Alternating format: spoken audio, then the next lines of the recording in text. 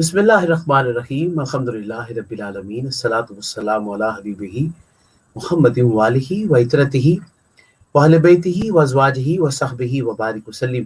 ناظرین محترم، السلام علیکم ورحمۃ اللہ وبرکاتہ۔ آپ دیکھ رہے ہیں پروگرام رمضان اور قرآن۔ دیکھتے ہیں کہ آج کن آیات کا انتخاب میری آپ کی بڑی محبوب قاری قرآن شخصیت قاری خالد عثمان علوی ہمارے لیے لے کر آئے ہیں۔ اعوذ باللہ من الشیطان الرجیم،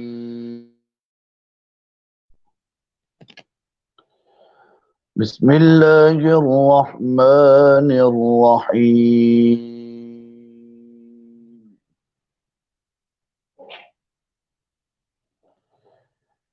یا ایہا الذین آمنوا لا يسخر قوم من قوم عسى أن يكونوا خيرا منهم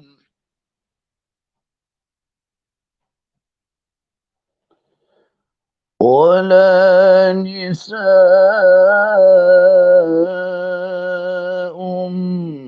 من نساء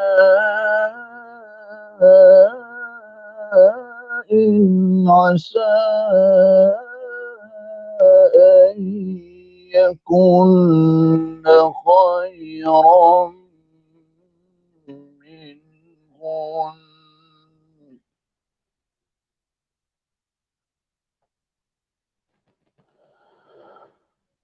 ولا تلمزوا أنفسكم ولا تنابزوا بالألقاب، بئس الاسم الفسوق بعد الإيمان،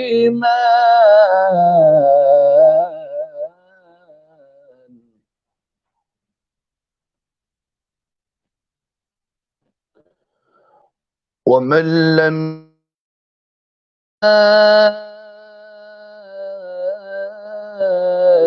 أولئك هم الظالمون۔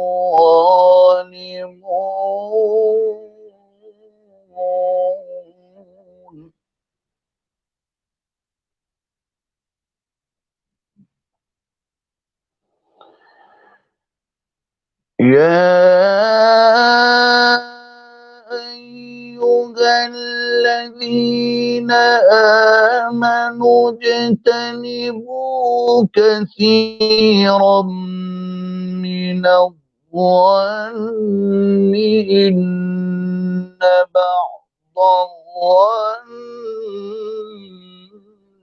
إثم،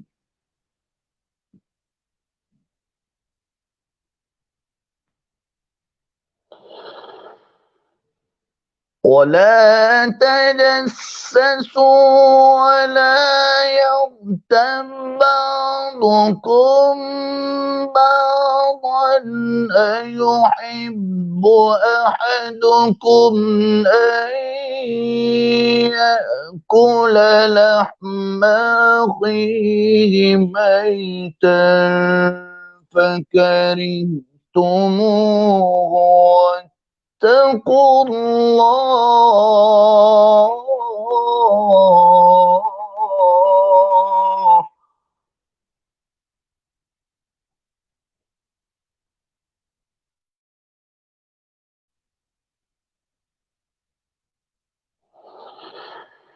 يا أيها الذين آمنوا اجتنبوا كثيرا من الظن إن بعض الظن إثم، ولا تجسسوا ولا يغتب بعضكم بعضا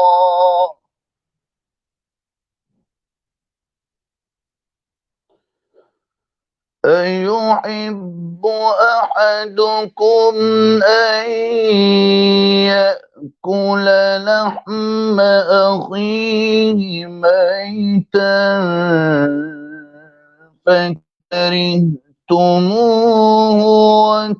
واتقوا الله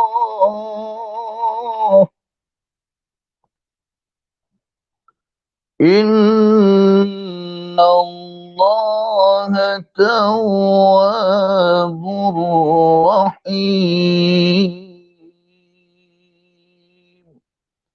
صدق الله العظيم. اے ایمان والو، مرد دوسرے مردوں کا مذاق نہ اڑائیں، ممکن ہے کہ یہ ان سے بہتر ہوں، اور نہ عورتیں عورتوں کا مذاق اڑائیں، ممکن ہے کہ یہ ان سے بہتر ہوں۔ آپس میں ایک دوسرے کو عیب نہ لگاؤ اور نہ کسی کو برے لقب دو، ایمان کے بعد فسق بڑا نام ہے، اور جو توبہ نہ کرے وہی ظالم لوگ ہیں۔ آیت نمبر 11 کا ترجمہ آپ نے سماعت فرمایا۔ اب آپ دیکھیے آیت نمبر 12 میں پروردگار عالم کیا ارشاد فرماتے ہیں، اے ایمان والو، بہت بدگمانیوں سے بچو، یقین مانو کہ بعض بدگمانیاں گناہ ہیں، اور بھید نہ چٹولو، اور نہ تم کسی کی غیبت کرو۔ کیا تم میں سے کوئی بھی اپنے مردہ بھائی کا گوشت کھانا پسند کرتا ہے؟ تم کو اس سے گھن آئے گی، اور اللہ سے ڈرتے رہو، بے شک اللہ کریم توبہ قبول کرنے والا مہربان ہے۔ اب اس کی تفسیر ہم لیتے ہیں۔ تفسیر میں نے بہت جب سٹڈی کیا تو اس پہ بہت ساری باتیں ہیں جو آج خاص طور پر میسج کے طور پر جتنے بھی ناظرین دیکھ رہے ہیں، میں ایک ریکویسٹ کروں گا آپ کو ناظرین محترم، بہت اس وقت آزمائش کی گھڑی ہے، اور یہ بڑا خوبصورت اشرہ ہمیں پھر پروردگار عالم نے ہم کو عطا فرمایا ہے، اور میں عرض کروں گا آپ سب سے کہ زیادہ سے زیادہ اس پروگرام کو، رمضان قرآن کو شیئر کیا کریں، تاکہ آپ کو زیادہ سے زیادہ برکات کے ساتھ ساتھ فہم نصیب ہو کہ قرآن آپ کو مجھے کن چیز کی تنبیہ اور کس حوالے سے ہمیں سکھانے کی کوشش کرتا ہے، پروردگار عالم کس طرح ہمیں اور آقا علیہ الصلوۃ والسلام کے فرمودات کس طرح ہمیں عام زندگی کو بسر کرنے کے طریقے اور انداز بتاتے ہیں۔ اب یہ سنیے تفسیر میں کیا خوبصورت، ایک شخص دوسرے کسی شخص کا استہزاء نہ کرے، یعنی مسخرہ پن نہ کرے، اور وہ اسی وقت وہ مسخرہ پن کرتا ہے جب وہ خود کو اس سے بہتر جانتا ہے اور اس کو حقیر اور کمتر سمجھتا ہے، جبکہ اللہ تعالیٰ کے ہاں ایمان اور عمل کے لحاظ سے کون بہتر ہے کون نہیں، اس کا علم صرف اور صرف اللہ کے لیے ہے۔ اپنے کو بہتر اور دوسرے کو کم تر سمجھنے کا جواز کسی انسان کا بنتا ہی نہیں ہے۔ اسی آیت میں منع فرما دیا گیا عورتوں کے لیے خاص طور پر، کیونکہ عورتوں میں یہ اخلاقی برائی سب سے زیادہ پائی جاتی ہے، اس لیے قرآن مجید فرقان حمید نے اس کو بالکل الگ طور پر بیان کر دیا، اور بطور خاص اس سے روک دیا گیا۔ آقا علیہ الصلوۃ والسلام کی حدیث مبارک بھی ہے، آقا علیہ الصلوۃ والسلام نے ارشاد فرمایا، میں لوگوں کے حقیر سمجھنے کو کبر سے تعبیر دیتا ہوں، اور کبر اللہ کو انتہائی ناپسند ہے۔ یہ اس کی ایک تفسیر کا جز تھا۔ اب یعنی اگلے حصے میں کہا کہ ایک دوسرے کو تانا زنی مت کرو، مثلا تو فلاں کا بیٹا ہے، تیری ماں ایسی ہے ویسی ہے، تو فلاں خاندان کا ہے، تیرا خاندان اچھا خاندان نہیں، ہمارا خاندان بہت اچھا ہے۔ یہ قرآن کہہ رہا ہے، یعنی اپنے طور پر مذاق کرنا، تحقیق کرنا، کسی بندے کی تحقیر کرنا، اس کو کم تر کہنا، اس کے مطلب برے برے ناموں سے اس کو پکارنا، پروردگار عالم کو یہ ناپسند ہے۔ کسی کے نام کو بگاڑ کر پکارنا، یہ بھی اس کو نہایت ناپسند ہے، اور ایسے ایسے القابات دینا جو انسان کو یعنی اس کی شخصیت سے کم تر ثابت کریں، اس کی سخت ممانت ہے۔ ابھی آیت نمبر 11 ہی چل رہی ہے۔ اسی طرح نام بگاڑ کر یا برے نام تجویز کرنا، بلانا، قبول اسلام اور توبہ کے بعد اسے سابقہ دین یا گناہ کی طرف منسوب کر کے خطاب کرنا، مثلا اے کافر، اے زانی، اے شرابی وغیرہ، یعنی یہ اس کی برائیوں کو، سابقہ غلطیوں کو اس کے نام کے ساتھ منسوب کر کے اس کا ذکر کرنا، اسلام نے اس کو انتہائی ناپسندیدہ عمل قرار دیا گیا ہے۔ حضرات کے نزدیک مستثنیٰ ہے جو کسی کے لیے مشہور ہو جائے، یعنی ان کے ہاں اس بات کے حوالے سے وہ کہتے ہیں یار ہم تو اس بات سے بری ہیں، ہمیں کوئی بات نہیں، ہمیں جس مرضی نام سے پکارو. لیکن اسلام نے کہا کہ کسی کا دل ٹوٹے، کسی کو رنج محسوس کرے، کسی کو آپ اس طرح کریں کہ اس کو تکلیف پہنچے، یہ اسلام کو انتہائی ناپسند ہے، پروردگار عالم کو سخت ناپسند ہے. بلکہ کہا گیا کہ یہ صرف و صرف رب کو کبر صرف رب کو عذیب دیتا ہے، کسی دوسرے انسان کو نہیں. اور آخری بات میں یہاں تک اس کی تفصیل آتی ہے، کسی کی بازو ٹوٹی ہو، ہاتھ معذور ہو، کچھ بھی ہو، آپ اس کو اس کی وجہ سے بھی آپ اس کو غلط نام سے نہیں پکار سکتے. یہ تھی آیت نمبر 11 کی تفسیر.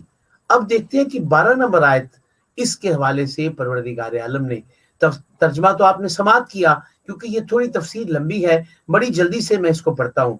زن یعنی اپنے دل میں گمان رکھنا اہل خیر و اصلاح و تقوی کے بارے میں ایسے گمان رکھنا جو بے اصل ہوں اور تہمت و افتراء کے ضمن میں آتے ہوں، اس لیے اس کو بدگمانی بھی کہا جاتا ہے. حدیث میں پروردگار آقا علیہ السلام نے فرمایا کہ کذب یعنی سب سے بڑا جھوٹا انسان وہ ہے جو کسی بات کو کسی کے ساتھ منسوب کر دے جو اس کے اندر نہ ہو، یعنی تہمت. ٹھیک ہے. اور گناہوں میں بدگمانی رکھنا، بدگمانی یعنی بہت بڑا گناہ قرار دیا گیا اسلام میں.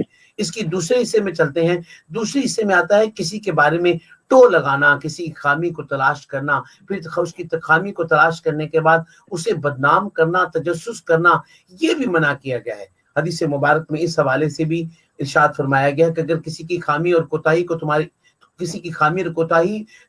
علم میں آ جائے تو اس کی پردہ پوشی کرا کرو. یہ بہت سخت حوالے سے کہا گیا ہے. ایسے لوگوں کے سامنے بیان کرتے پھرو، پھر جستجو کرو، پھر عیب تلاش کرو. آج کل جو حریت اور آزادی کا چرچا عام دنیا میں چل رہا ہے، اسلام نے اس کی اجازت تو دی ہے، لیکن جب تک انسان سر عام کسی برائی کا ارتکاب نہ کرے، یعنی مغربی معاشرے کے بارے میں اس کے حوالے سے کہا گیا ہے، تب تک آپ کسی بندے کو پکڑ دکڑ نہیں کر سکتے. اگر وہ پردے میں کوئی گناہ ہے، معاملات ہیں، تو وہ جانے اور اس کا رب جانے. لیکن جب آپ سر عام کسی گناہ کے ارتکاب ہو جائیں گے اور معاشرے میں جس کی وجہ سے فساد اور معاشرے میں برائی پھیلنے کا خدشہ ہوگا، تو اس حوالے سے اسلام نے منع فرمایا ہے. تیسرے حصے میں کہا گیا غیبت کا مطلب ہے لوگوں کے سامنے کسی کی برائیوں اور گناہوں کا ذکر کرنا، وہ بھی اسلام میں برا سمجھا گیا ہے. اور اس کی طرف وہ بات منسوب کرنا، چاہے وہ اس کے اندر وہ بات موجود ہی کیوں نہ ہو. ٹھیک ہے. پھر بہتان یعنی اس کو بہتان کہا گیا. اپنی اپنی جگہ دونوں بہت بڑے جرم ہیں. اور آخری بات یعنی کسی مسلمان بھائی کی کسی کے سامنے برائی بیان کرنا ایسے ہی ہے جیسے مردار بھائی کا گوشت کھانا. اور پھر کہا کہ کیا تم اسے پسند کرو گے؟ لیکن کیونکہ معاشرہ اس کو لیکن غیبت معاشرے میں ایک لوگوں کے ہاں بہت مرغوب غذا سمجھی جاتی ہے. یہ آج ایک بہت اس کی تفسیر اور بہت لمبی ہے، اس میں بہت ساری باتیں کی جا سکتی ہیں، لیکن میں دیکھتا ہوں کہ میرے آج قاری صاحب اس تفسیر کے حوالے سے کیا بیان فرماتے ہیں آیت نمبر 11 اور 12 کی تفسیر کے حوالے سے. جی قبلہ قاری صاحب. جی بسم اللہ الرحمن الرحیم. بہت خوبصورت انداز سے آپ نے اس کا تفسیر اور ترجمہ اور اس کے متعلقات کو بیان فرمایا. یہ جو پہلی آیت آج ہم نے تلاوت کی ہے، یا ایھا الذین آمنوا لا یسخر قوم من قوم عسى ان یکونوا، اس میں مرد اور عورت کو علیحدہ علیحدہ مخاطب کر کے فرمایا.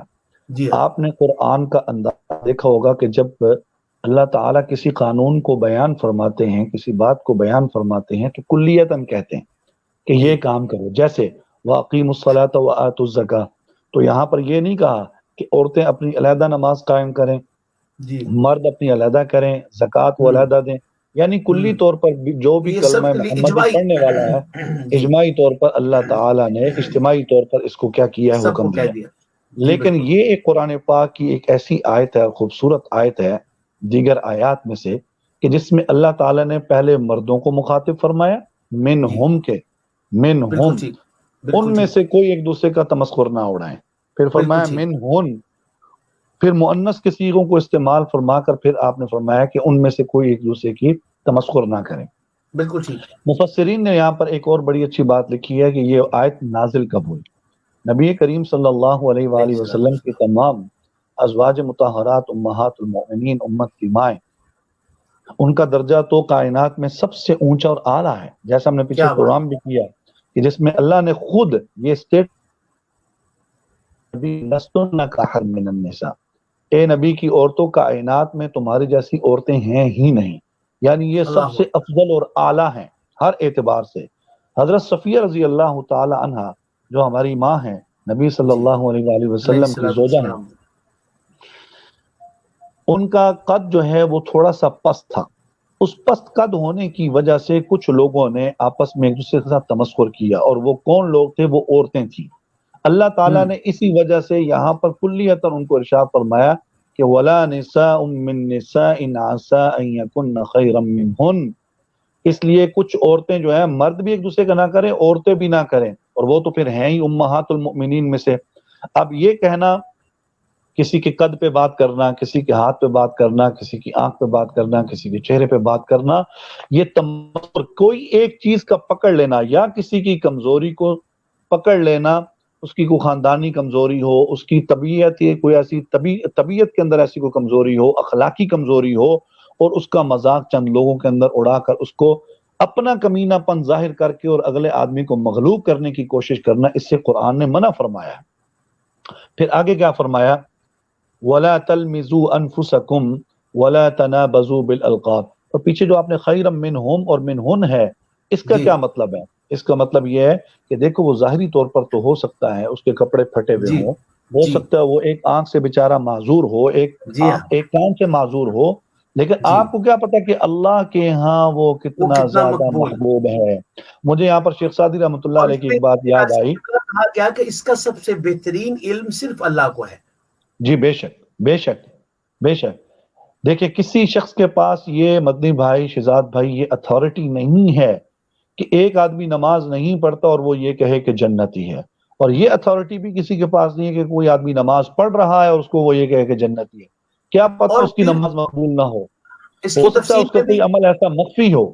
جی ایسے ہی ہے اللہ اور بندے کے درمیان میں. وہ ایک خاص حصہ قرآن پاک میں جب اس میں آخری حصے میں ہوتا ہے تو اس میں یہاں تک کہا گیا کہ تم کسی کے خاندان کے بارے میں بھی تذکرہ نہ کرو. جی وہ بالکل آگے بات آ رہی ہے، بالکل آگے وہ بات آ رہی ہے. تو عرض کرنے یہ شیخ سعدی رحمۃ اللہ علیہ کو کسی بادشاہ نے دعوت دی، تو آپ کیونکہ اکثر مسافر رہتے تھے، آپ سیاح تھے، تو آپ اس بادشاہ کی دعوت میں جب گئے تو آگے چوکیداروں نے روک لیا. انہوں نے کہا جی آپ کون؟ انہوں نے کہا جی میں شیخ سعدی. ان کا اصل نام یہ تھا، میں آج آپ کی وساطت سے بتاتا جاؤں، ان کا نام تھا شیخ مصلح الدین. اصل نام ان کا شیخ مصلح الدین ان کا اصل میں نام تھا. تو جب آپ کو دروازے پر روکا گیا، انہوں نے کہا شیخ سعدی کا تو بہت بڑا نام ہے، لوگ ہاتھ چومتے ہیں، وہ تو اتنی بڑی شخصیت ہے، تمہارے تو جوتے پھٹے ہوئے ہیں، کپڑے پھٹے ہوئے ہیں، پاگل حال ہو، تم کہاں بادشاہ کی دعوت میں آ گئے؟ وہ گھر گئے، جا کر غسل فرمایا. غسل کرنے کے بعد بیوی سے کہا کپڑا کا ایک اچھا سا جوڑا مجھے دے دیجیے. اچھا سا زیب تن فرما کے جبہ پہن کے آپ تشریف لائے. انہوں نے کہا جی آپ کون؟ انہوں نے کہا جی شیخ مصلح الدین شیرازی المعروف بھی شیخ سعدی.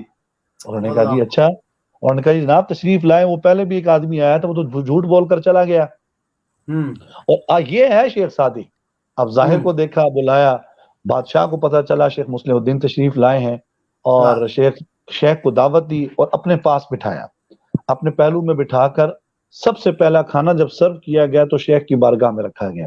شیخ نے کیا کیا؟ سارے لوگ اب دیکھ رہے ہیں کہ شیخ نوالا توڑیں، وہ سب سے پہلے شروع کریں، پھر ہم ادباً جو ہے بعد میں شروع کریں گے. شیخ نے نوالا توڑنے کی بجائے اپنا جبہ لیا اور اس سالن کے اندر ڈبو دیا. بادشاہ بہت زیادہ حیران ہوا کہ اتنا بڑا شیخ ہے اور اتنا بڑا سیاح ہے، اتنا بڑا عالم ہے، محدث ہے، اور حضور کی بارگاہ کا اتنا مقبول انسان ہے، یہ کیا حرکت کر رہا ہے بادشاہ کی دربار میں بیٹھ کے؟ بادشاہ نے پوچھ لیا. اس نے کہا شیخ یہ کیا کر رہے ہیں؟ انہوں نے فرمایا اگر میری عزت ہوتی تو پہلی دفعہ آنے کی عزت تھی، اس لیے کھانے کے حقدار بھی میرے کپڑے ہی ہیں.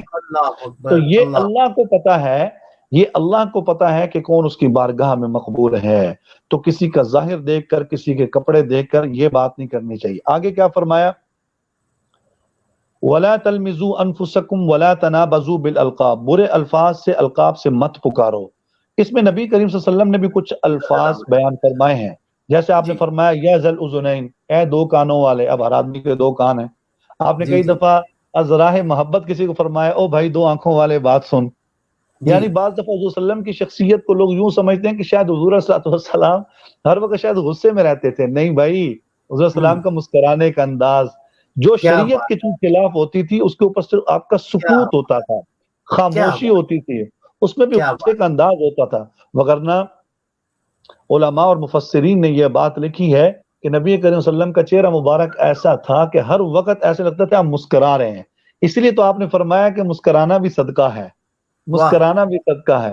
یہ نہیں تھا کہ حضور صلی اللہ علیہ وسلم کا ہر وقت چہرہ جو ہے وہ سرخ لال ہے اور دیکھا جا رہا ہے کہ بس وہی نہ، نہیں، ایسا نہیں تھا، بلکہ آپ کا چہرہ مسکراتا ہوا تھا۔ شریعت کے خلاف بات ہوتی تو خاموشی اختیار فرماتے، آؤ بھائی ادھر آؤ، دو کانوں والے، ہمارا آدمی کے دو کان ہیں، ادھر آؤ بھائی دو آنکھوں والے، ٹھیک ہے جی، آپ نے کسی کے نام سے پکار دیا، کسی کی ماں کے نام سے پکار دیا، کسی کے دادے کے نام سے پکار دیا، یہ پکارنا تو ٹھیک ہے، لیکن کسی کے ایسے عیب سے پکارنا، یہ اس کی تعریف ہے اس لفظ کی، وَلَا تَنَابَزُوا بِالْأَلْقَابِ کی، کسی کے ایسے نام سے پکارنا جس سے وہ اس کو برا محسوس کرے، یا کسی نے ماں نے اس کا نام رکھ دیا، باپ نے نام رکھ دیا ذیشان، اب ہم کہتے ہیں شانی بھائی بات سنے، اب شانی تو نام ہی نہیں ہے، ہو سکتا ہے اس کے ماں باپ نے اتنا اچھا خوبصورت نام چن کر رکھا ہو اور آپ اس کا نام بگاڑ کر جو ہے وہ اس طریقے سے بلا رہے ہیں اس کو محسوس ہو، فرمایا برے ناموں سے مت پکارو، کیونکہ اس سے آپس میں اختلافات اور دل کا بوجھ شروع ہو جاتا ہے، اور جب دل کا بوجھ شروع ہو جاتا ہے تو پھر انسان کے دل میں کینہ پروری آتی ہے، اور جب کینہ پروری آتی ہے تو پھر گھروں کے اندر اور خاندان کے اندر فساد پیدا ہو جاتا ہے۔ اگلی آیت ہے بئس الاسم الفسوق بعد الایمان ومن لم يتب فاولئک هم الظالمون۔ دیکھیں پھر اللہ نے کتنی خوبصورت بات ارشاد فرمائی، آپ نے فرمایا کہ پھر اگر کسی سے ایسا کوئی کام ہو گیا ہے، اگر تو توبہ کرے سچے دل سے تو اللہ معاف کرے گا، اگر نہیں کرے گا تو یہ لوگ ظالموں میں سے ہیں۔